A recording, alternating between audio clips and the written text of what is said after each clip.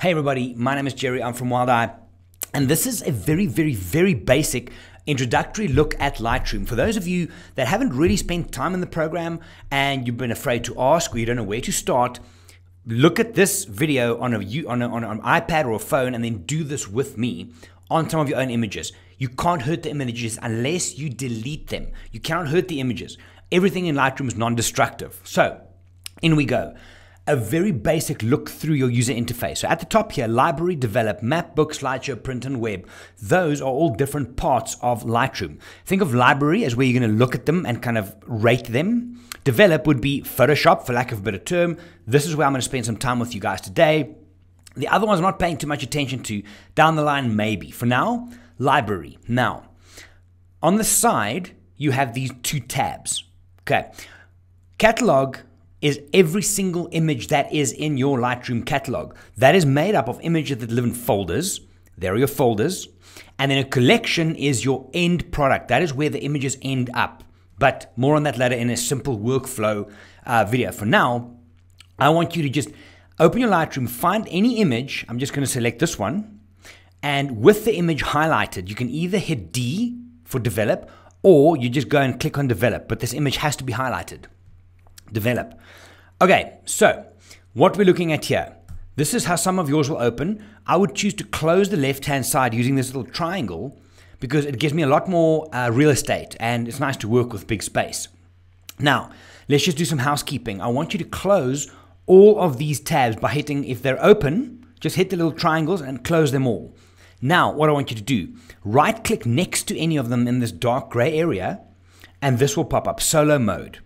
I want you to activate that. What it means is if I open one and I open the next one, only one of these will be open at a time. It's very handy, otherwise you end up scrolling all the way up, all the way down while you're busy working. So, quickly just what are they? Basic panel. This is where you do your basic raw processing. If you cannot get an image to look half decent by using just these, throw it out. Look for another one. Okay, that's what it is. Next one down. Tone curve. So this is another way. This came from Photoshop way back. Lightroom's now got this in for quite a few versions already. You can also now use the tone curve to manage the tonal ranges in your images. Not going to spend too much time on this one today. Hsl and color. So Hsl is hue, saturation, and luminance. Just a reminder, hue is what kind of color. So is it dark blue, light blue, baby blue, royal blue? The type of it. Saturation is like the volume of the color, how much, and luminance is how bright that color is. So if I were to try and manage the colors in here, I could either say saturation, and now I can go and manage the individual colors, or if I click on color, I can select my color first, and then I've got all three variables of that color as sliders. Very handy. Color grading, not for this video. I'm going to do a standalone on this, not yet. Effects, here you can add a vignette. Open and close. Please not that. That's like Get Well Soon by Hallmark, and that's just binocular vision. Bad. Subtle. And you can add grain if you felt the need to. Sharpening and noise reduction. Now, I have done quite a few videos on this. I will be doing a new one in the new year, but this is where you would do sharpening. Go and look at the Walt and I YouTube channel, and you'll find some of the videos there.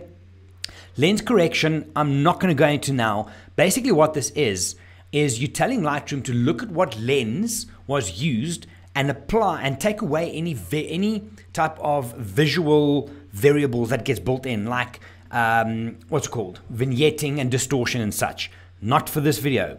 Transform. Now, this is also one which for wildlife photography you're not going to use all that much. What it is if you photograph lines, streets, cities, and stuff, you can help converging lines be straight. Not for now.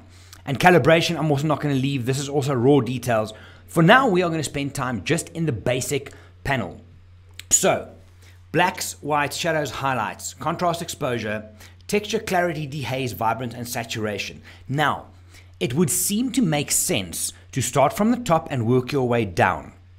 I prefer the workflow that I teach on workshops and stuff to start from blacks. You work all the way up to exposure, then you jump to texture and you work your way down. That is the point of this video.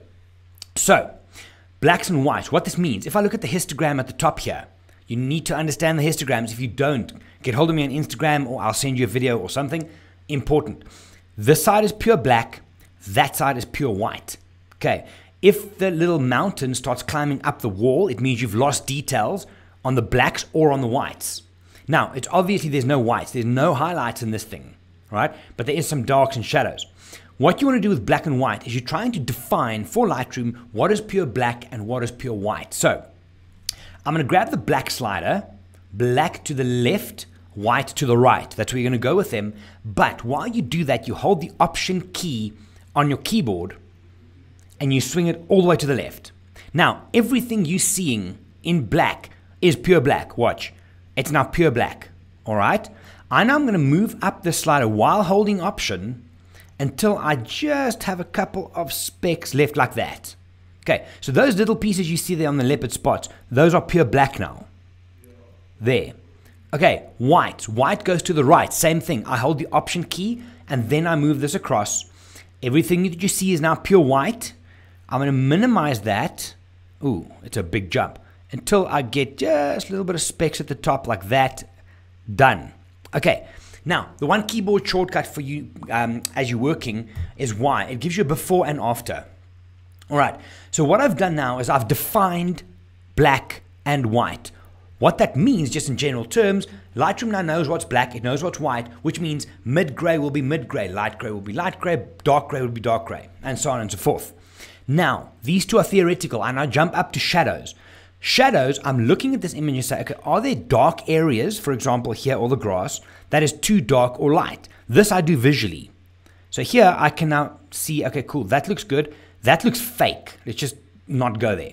And that's obviously too dark. So here I would visually just tweak it up a little bit. All right. Highlights, which would only be this background. Okay. I can play with that there. It touches the front a little bit as well. So maybe just down a little bit. Before and after, that's where we are so far. All right. I then jump up to contrast. Contrast normally between a 5 and an 8 for me. Just a little bit of extra pop. What contrast is, it takes dark tones and makes it darker, and it takes light tones and makes it lighter. So it gives you more pop to the image.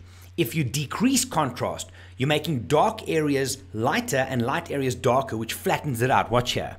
So no punch, more punch.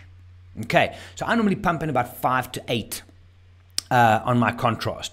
Exposure is exactly what you do inside of camera. You can over or underexpose. Over or underexpose. This takes all of the tones in the image all the way up and all the way down. And the reason I leave this for last is because I want to define my black and whites first. And then when I get here, only if there's a big drama or there's issues will I use this. Okay. Then I jump down to texture. Now, texture, clarity, and dehaze are all linked to contrast. Contrast takes the entire image and it pumps the contrast up. Darks darker, lights lighter. And texture now focuses on the image, on the edges of the image, but it favors the highlighted areas. It's more subtle than clarity. Clarity also finds the edges and it increases the contrast around the edges, but favoring the dark areas. So watch if I take texture all the way up. You can see there. Let me zoom you in a bit so you can see closer. So there's neutral, that's more, and that's less. So it looks like sharpening, but it's really not. Okay, clarity. All the way up, all the way down. Okay, that looks like a piece of art. Okay, but please don't do that. So clarity and texture. Dehaze is the same thing. When Lightroom launched Dehaze, they mentioned and said it's for clouds, smoke, mist, water, stuff like that. So in this image, it's not really going to do us any good because the majority of the image is made up of the texture and the grass, right? But you can see here, if I take it all the way up, it does try to do something with the sky. Not in this image though, so leave it alone. Okay, vibrance and saturation. Like I said on the workshop recently, saturation takes every single color that you have up at the same intensity. So let's say, for example, green was at 20 out of 100, blue was at 5 out of 100, and red was at 80 out of 100. It takes them all up at the same strength, which means the ones that were there already can be blown out quite easily. So vibrance does it slightly more subtly in that it looks at which colors are lacking. It brings that up first and then it balances it out. So between these two, okay, luminous leopard, you can play with your saturation up and down, vibrance and saturation. Now, that is what these sliders do, and that's what I want you guys to play with just on your own images. You can't hurt the image. Don't worry about it. You can't hurt the image. As an idea, just a bit of a kind of a creative look at this, texture, clarity, dehaze, and these two, vibrance and saturation, we often leave image quality on the table when we work with these. So what I would do, I would take them all the way up. It might look a bit harsh, and then minimize it until it looks okay. Clarity all the way up. No, not good. And I minimize this until it looks, there we go. See, I might not have gotten to 16. That's why I like to go max and bring it back. Okay, dehaze all the way up. Please don't do that. Bring it back, back, back. Might even come under. There you go. Vibrance all the way up. And you minimize it until it looks, see, 36. I normally won't go to 36, but this looks good.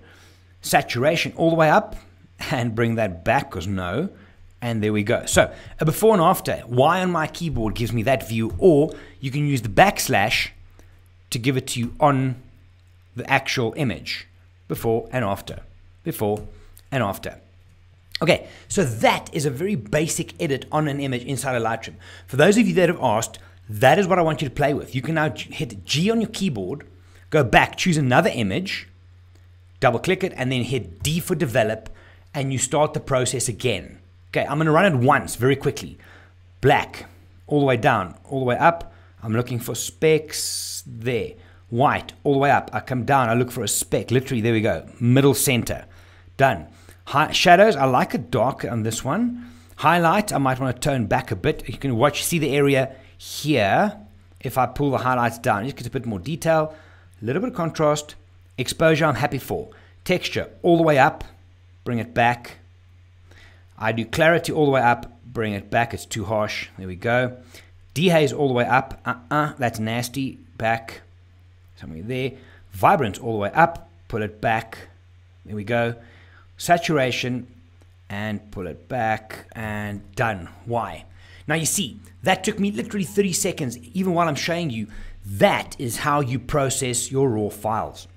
So I am going to do another video also on a basic level, which I'm looking at these special adjustment tools. But for now, that's the basic panel. Go and play with it, do a couple of them, and then we can chat in the next video and see where we go from there. If you have any questions, gerry@wildeye.co.za. Find me on Instagram, Gerry van der Walt. I'd be happy to help. Happy editing. My name is Gerry. I'm from Wild Eye. Bye.